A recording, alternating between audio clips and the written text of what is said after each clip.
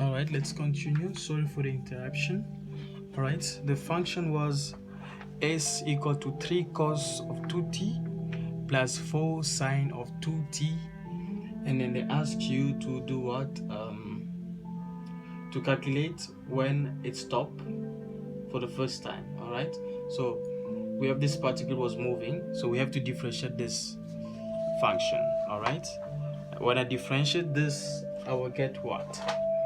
So now give me minus 6 sine of 2t plus this one gonna give me 8 cos of 2t. All right, now what will be the next step? The next step will be I have to put my differentiation equal to 0. So my s of t prime should be equal to 0, so I have to find the t's. Okay, so I will end up having sine 2 minus 6 sine of 2t plus 8 cos of 2t equal to 0. So basically it's become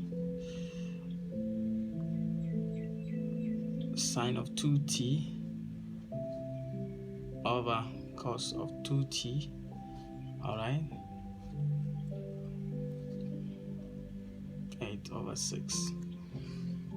All right, I hope you can see this. All right, I jumped one step, so the step meant I have to take this one, this side's gonna be minus.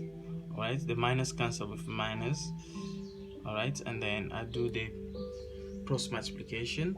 I end up this. What is this? This is actually a tan of 2t, which is this one gonna give you 4 over 3.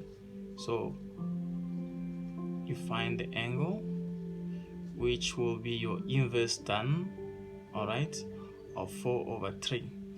So when you punch the calculator, let's give you 0.927. So my 2t will be equal to this, and then t will be equal to 0.927 divided by 2. So this will lead you to t will be equal to 0.46 second. All right, and then what are you supposed to do right now? You have to put that value at your original equation. Go. So I'm gonna find s of 0.46. all right, so I replace 0.46 where there's t. all right, it's gonna be 3 cos of 2 times 0.46 plus 4 sine of 2 times 0.46. all right, this one will give you 4.99, which is approximately 5. all right, and remember this one, they gave you the unit, it was centimeter. Yeah, you can write centimeter. all right, so that is what else? The next question was to find the acceleration when t equal to pi over 3. That is very, very simple. It simply means you have to differentiate for the second time. Okay, s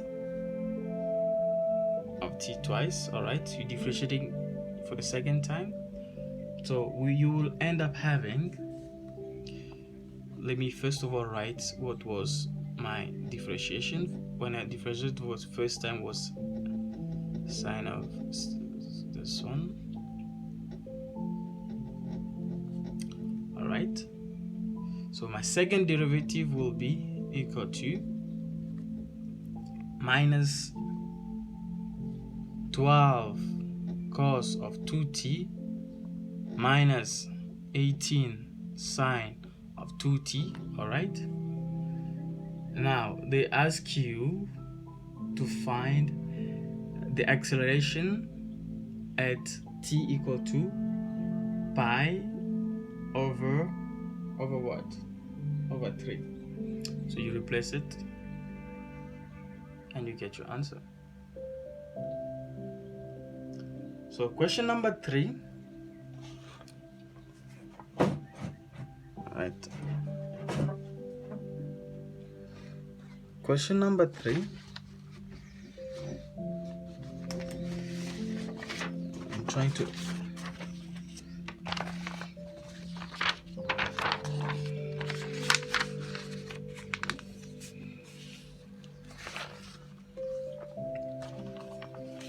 I do not want to solve the entire question, but question number 3 is like this. They give you a displacement, okay? It's x equal to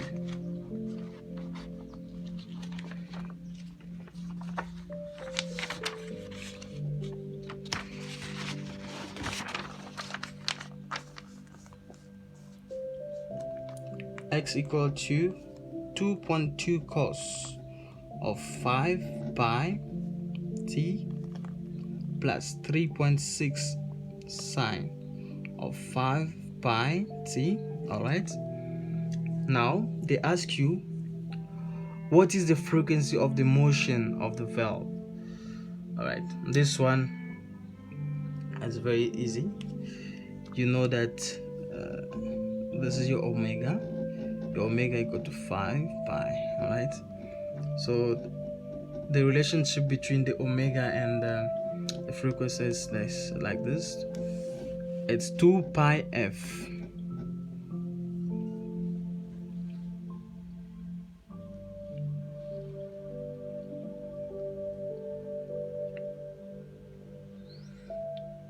All right, so basically your frequency will be equal to omega over 2 pi. So what's your omega? Your omega is 5 pi, and then divided by 2 pi, which will be 5 over 2. All right, that's it. And what was the next question? What is the maximum displacement of the valve? So what are you gonna do? You end up having the same like the previous one. You have to do it as we did the previous one. You differentiate, and then you find your t, and then you replace it to the original equation. All right, so okay, let's just do it. Let's do it. So I'm differentiating x. It will give you what? It's gonna give you minus 11 pi sine of 5 pi t. All right, plus 5 times 3.6. It's gonna give you what? 18 pi of cos of 5 pi t.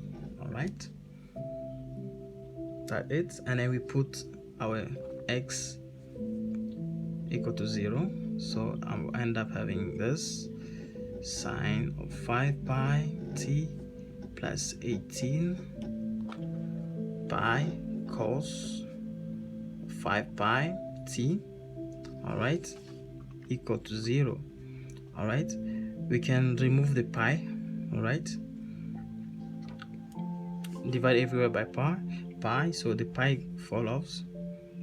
Okay, same story. So we end up having sine of 5 pi t over cos of 5 pi t equal to 18 over 11. All right, this is the same as tan of 5 pi t equal to this, and then you find 5 pi t will be equal to the inverse tan of 18 over 11. So my angle will be equal to what? When you punch the calculator,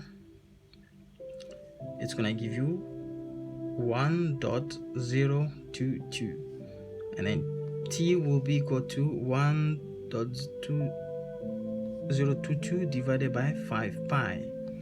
All right, so if you punch your calculator, your time will be equal to 0.065. all right, so what is next? You have to replace it to the original equation. All right, the original equation is the one that was given to you, okay, of x, which is equal to 2.2 cos of 5 pi t. Now that's your t, you put it there, so it's going to be 2.2 cos of 5 pi t. What is pi? What is t? It's 0.065 plus 36 sine of 5 pi. What is t? 0.065. Then you punch your calculator, you end up having 4.219. all right, that's it. So now that was part 1. We want to do the last 3 questions. It's very crucial, but I want to take a small break so that my phone can cool down, because every time the temperature is high, it freezes. All right. All right. 22.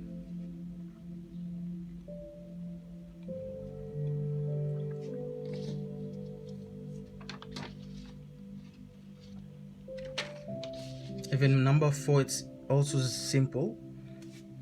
All right, you have the function, you have to differentiate it. After differentiating it, you equate it to 0, you find your t. That's it. And then from that, you take the t, you put it to the original, you're gonna get your angle theta. All right, and after that, to find the revolution, you have to take that angle, you divide it by 2 pi, then you get your revolution. All right, that was question number 4. But anyway, let's go. I'm dealing with this book, and it's in page 17. Okay, for TUT student, those who have this book, they know it. All right, page 17. All right, so I will have a small break, and then we will deal with question number 7, which is, I'm gonna read it. A rectangular sheet of metal with a dimension of 20 centimeter by 12 centimeter has a square removed from each of the 4 corners and the side bent upward to form an open box. Determine the maximum possible volume of the box. We'll do it in a few minutes. Thank you.